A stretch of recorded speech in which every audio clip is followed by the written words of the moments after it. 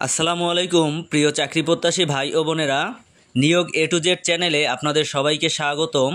আশা করি সবাই ভালো আছেন। আপনারা যারা খাদ্য অধিদপ্তরের বিভিন্ন পদে আবেদন করেছেন তাদের জন্য আজকের ভিডিওটি খুবই গুরুত্বপূর্ণ হতে চলেছে, কারণ আজ আমরা আলোচনা করব খাদ্য অধিদপ্তরের পরীক্ষা প্রস্তুতি, পরীক্ষা পদ্ধতি এবং আরও অনেক কিছু নিয়ে।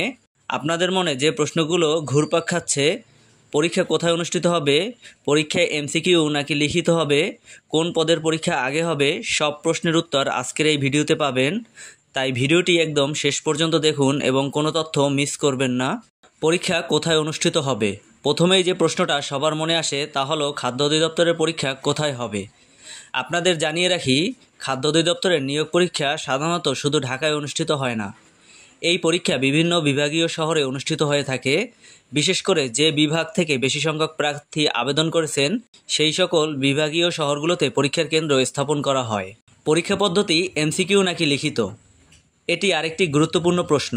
খাদ্য অধিদপ্তরের নিয়োগ পরীক্ষা সাধারণত এমসিকিউ মাল্টিপল চয়েস কোশ্চেন পদ্ধতিতে অনুষ্ঠিত হয়।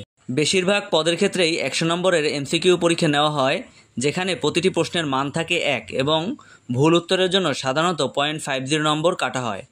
সাধারণত এমসিকিউ পরীক্ষায় উত্তীর্ণ প্রার্থীদের মৌখিক পরীক্ষার জন্য ডাকা হয়।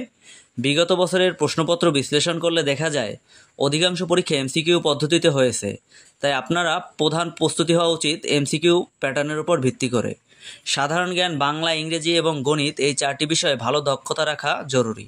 কোন পদের পরীক্ষা আগে হবে? খাদ্য অধিদপ্তরের বিভিন্ন পদের পরীক্ষা সাধারণত একসাথে হয় না, বরং ধাপে ধাপে অনুষ্ঠিত হয়। সাধারণত যে পদগুলো আবেদনকারীর সংখ্যা তুলনামূলকভাবে কম সেই পদগুলোর পরীক্ষা আগে হয়ে থাকে। এছাড়া পদের গ্রেড বা শিক্ষাগত যোগ্যতার উপর ভিত্তি করেও পরীক্ষাক্রম পরিবর্তন হতে পারে। তাই এক্ষেত্রে বলা যায় প্রথম দিকে অফিস সহায়ক, নিরাপত্তা প্রহরী এই পদগুলোর পরীক্ষা হবে।